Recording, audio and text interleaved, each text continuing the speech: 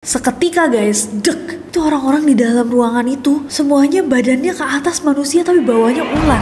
Ih, serem banget.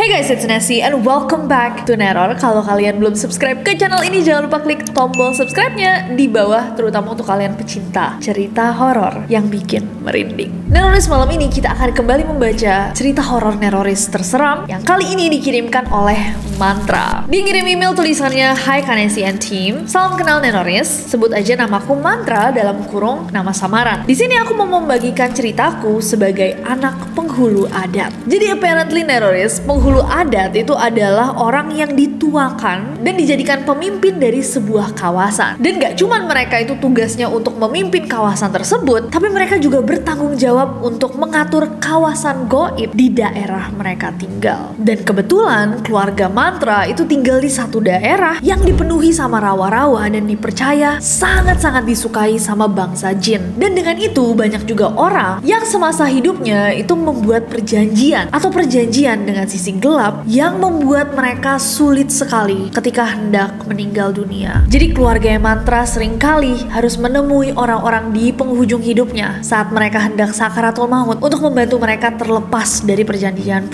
tersebut. Kayaknya banyak banget nih pelajaran yang bisa kita dapetin dari cerita misteri malam ini, so langsung aja siap-siap merinding. And without any further ado, stop senyum-senyum, cause shit's about to go. Oke, jadi guys, Mantra sama keluarganya itu tinggal di sebuah desa di Kabupaten B. Gak disebut sih sama Mantra dia tinggal di daerah mana, kota mana, pulau mana. Tapi katanya desanya itu sekarang tampilannya udah modern. Tapi dulunya kosong banget, sampai orang-orang tuh bilangnya itu tuh tempat jin buang anak. Ih, kayak Cibubur. Lo waktu aku lahir orang-orang bilang tempat jin buang anak jauh banget. Ih, Cisok juga ya. Dulu sebelum ini jadi BSD masih kebun-kebun kelapa ini. Jin buang anak emang ya.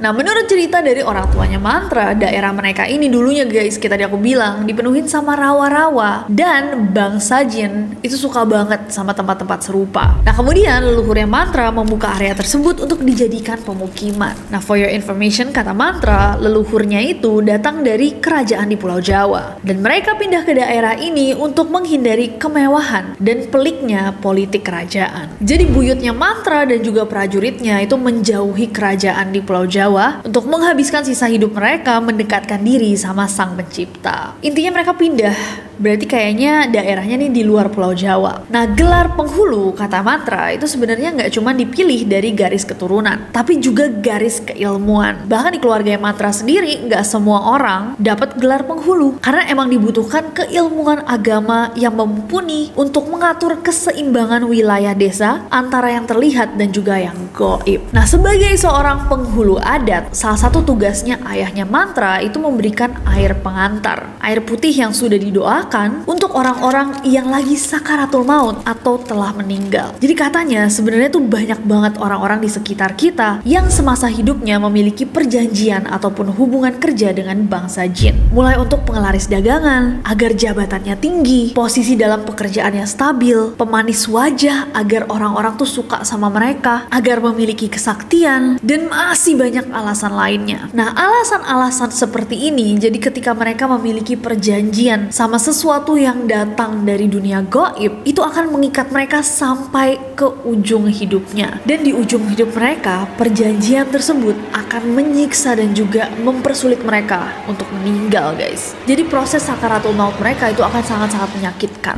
Nah, fungsi dari air pengantar yang akan diberikan sama penghulu adat itu adalah sebagai perantara dan juga pemutus hubungan dari perjanjian-perjanjian yang ada. Walaupun dikatakan sama Mantra, ini tuh nggak akan sepenuhnya terputus, tapi setidaknya air tersebut tuh adalah bentuk usaha dan juga doa dari orang yang masih hidup untuk memohon ampun pada Sang Kuasa atas perbuatan mereka semasa hidupnya. Soalnya nih guys, katanya kalau misalkan nggak dikasih air pengantar, orang-orang yang memiliki perjanjian atau pernah nih melakukan hal-hal yang sebenarnya tidak sejalan sama aturan agama, malah mengikuti atau meminta pada pengaruh goib, itu katanya pas sakaratul maut akan disiksa untuk waktu yang sangat-sangat lama. Rekor yang pernah Mantra tahu nih, katanya ada yang sampai tersiksa tuh selama 6 hari. Kondisi tubuhnya guys, kalau dilihat itu udah seperti jasad, pucat, dingin, kurus, tapi nafasnya itu nggak berhenti-henti. Merinding gak? Jadi seakan ngelihat jasad yang udah siap untuk pergi, tapi ada yang menahan. Dan Mantra sama abangnya itu sudah biasa guys melihat hal-hal seperti ini dari dia kecil. Bahkan posisi ayahnya sebagai penghulu adat ini bikin Mantra sama abangnya jadi anak-anak yang rada introvert gitu, jarang keluar rumah. Apalagi ke tempat-tempat ramai, mereka lebih suka diem di rumah. Bahkan bisa dihitung jari kata Mantra, berapa kali Mantra tuh pergi ke mall. Dia juga gak pernah ke pusat hiburan, bioskop, taman rekreasi. Kalaupun traveling, keluarganya Mantra itu lebih memilih untuk pergi ke hutan, gunung, atau laut, tempat yang jarang ada kerumunan orang. Kenapa? Well, alasannya Mantra ini lumayan creepy. Jadi karena ayahnya itu mendapatkan ilmu turunan, ilmu tersebut juga ada di dalam Mantra. Dan Mantra dari kecil itu nggak pernah tahu kenapa setiap dia ngelihat orang di luaran, di keramaian, manusia di mata Mantra itu bentuknya beda-beda. Katanya dari kecil sampai remaja Mantra tuh nggak tahu dan nggak ngerti kenapa manusia-manusia bentuknya aneh. Ada yang berkepala kuda, ada yang badannya seperti botol, ada yang badannya berlendir hijau, dan keanehan-keanehan lainnya. Kalaupun ada yang terlihat normal, kata Mantra itu biasanya anak-anak dan remaja doang. Setelah itu orang-orang dewasa di mata Mantra itu bentuknya udah beda-beda. Gak semuanya buruk, ada juga yang tampilannya bagus di mata Mantra. Misalnya badannya sangat bercahaya, ada yang selalu kelihatan muda padahal umurnya udah tua, ada yang kalau jalan langkahnya itu meninggalkan bekas cahaya, ada yang keberadaannya itu selalu dikelilingin sama angin yang sejuk, dan lain-lain. Kalau misalkan menurut keluarganya Mantra dan juga guru-gurunya di pesantren, ini tuh karena Mantra tuh dari kecil dijaga, sehingga indranya itu begitu sensitif dengan hal-hal yang ada di sekeliling dia. Dan semakin Mantra beranjak usia, dia tuh semakin sadar bahwa oh ternyata ada korelasi dari bentuk-bentuk orang dewasa dengan apa yang mereka kerjakan. Misalnya, orang-orang yang di mata Mantra terlihat badannya seperti botol, itu biasanya adalah orang-orang yang pemabuk. Atau ada yang misalkan kepalanya manusia tapi badannya berbentuk hewan. Itu kemungkinan besar mereka memiliki perjanjian dengan semacam siluman. Serem gak? Berarti kayak kalau dia jalan kemana-mana aja dia tuh bisa ngeliat guys orang dewasa yang bentuknya beda-beda dan bisa tahu gitu. Nih orang bad vibes, negative aura, skibidi toilet, atau sigma. Alpha banget ya.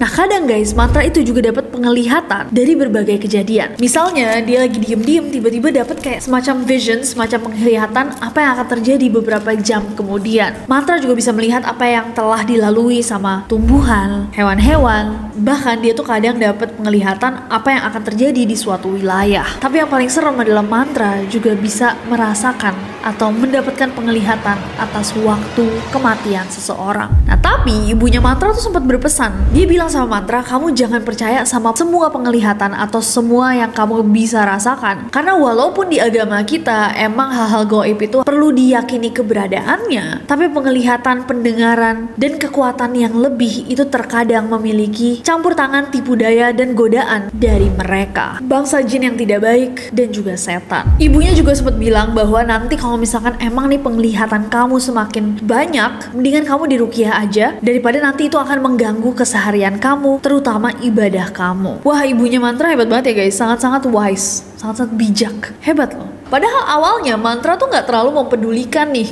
kelebihannya dia. Sampai suatu hari, ada waktu dimana Mantra sama kedua orang tuanya itu pergi ke daerah laut di kota B. Nah daerah ini memang terkenal sama adanya tempat-tempat ziarah. Ziarah dari makam-makam orang-orang yang dikeramatkan. Masuklah Mantra dan keluarganya ke salah satu tempat ziarah. Niatnya untuk silaturahmi dengan para ahli waris dan tokoh agama di daerah tersebut. Untuk mengetahui juga cerita dan sejarah dari daerah tersebut. Nah di awal gak ada yang terlalu aneh nih sama tempat itu. Walaupun hidungnya Mantra itu sudah merasakan atau mencium ada aroma asing yang bikin dia lumayan kerasa sesek. Tapi hal itu gak terlalu dia peduliin. Nah pas mereka datang, mereka tuh diarahkan memasuki sebuah ruangan besar seperti aula. Dan kemudian para ahli waris tuh memasuki ruangan tersebut. Seketika guys, dek, Mantra kaget banget dengan apa yang dia lihat. Saat mereka masuk, mereka duduk berbaris sekitar 10 orang tepat di hadapan Mantra dan keluarganya. Tapi yang bikin Mantra tiba-tiba sesek adalah orang-orang ini semuanya dari pinggang ke atas berbentuk manusia biasa, tapi bagian bawah tubuh mereka itu adalah tubuh ular yang sangat besar.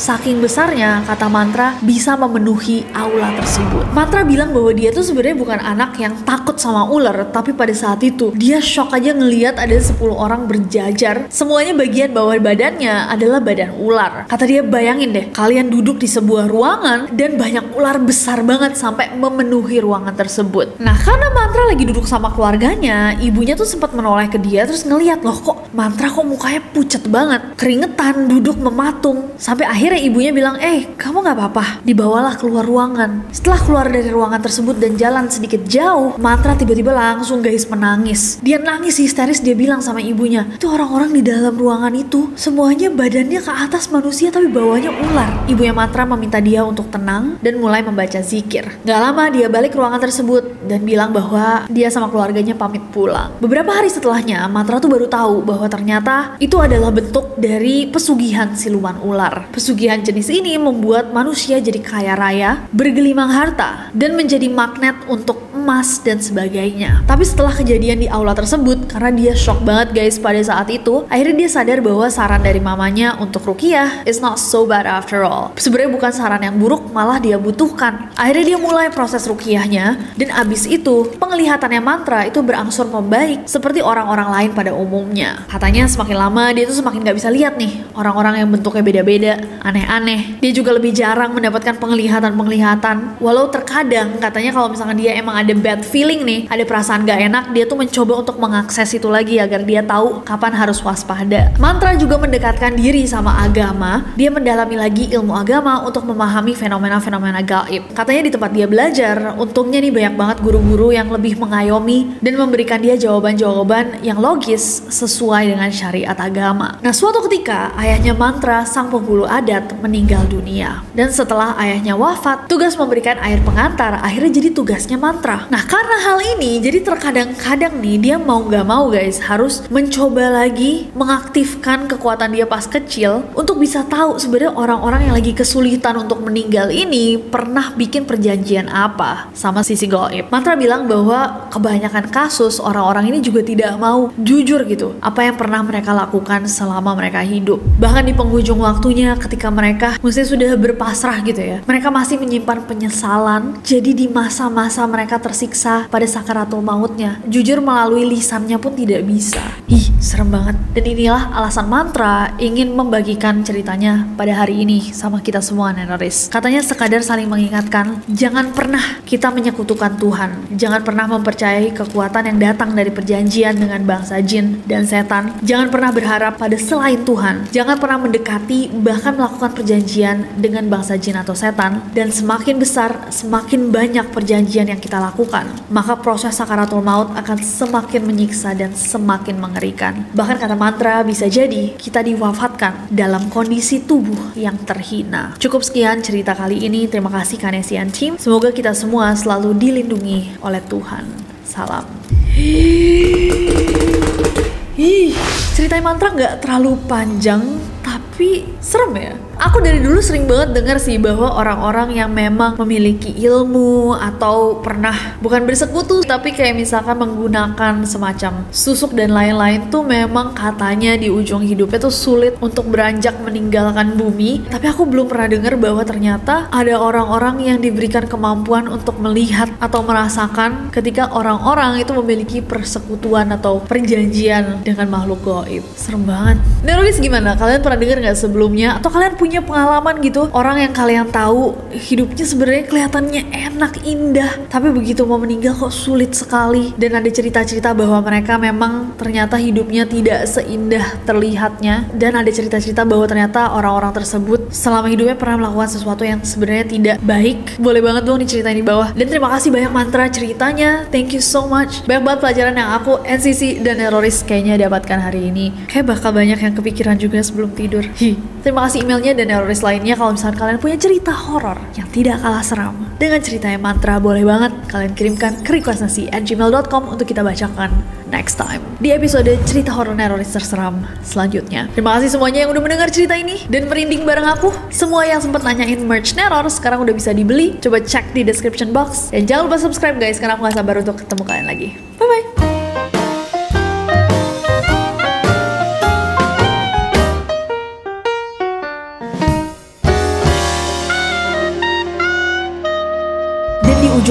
Dan di ujung Jadi bukan kakek moyang ya, kakek apa ya, kakeknya apa? Mulai untuk pengelaris dan menyiksa mereka saat dan menyiksa. Sorry. Jadi proses sakaratul maut mereka itu akan sangat-sangat menyakitkan. Mantra. Jadi karena nah kalau misalkan menurut pihak keluarga dan juga guru-gurunya di pesantren, hewan-hewanan. Tapi lucu banget kalau dipikir. Kayak mereka duduk tapi melingkar-lingkar gitu. Iya sudah itu tapi baunya ular. Lucu banget. Serem sih.